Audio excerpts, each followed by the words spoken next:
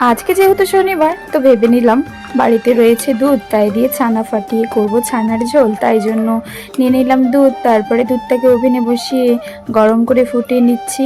তারপরে দিয়ে দিব একটা ম্যাজিক জল, যে জলটা দিলেই দুধ থেকে একেবারে ছানা ফেটে ছানা হয়ে যাবে। তো এই সেই জল। আর আমি এইভাবেই বাড়িতে ছানা ফাটাই।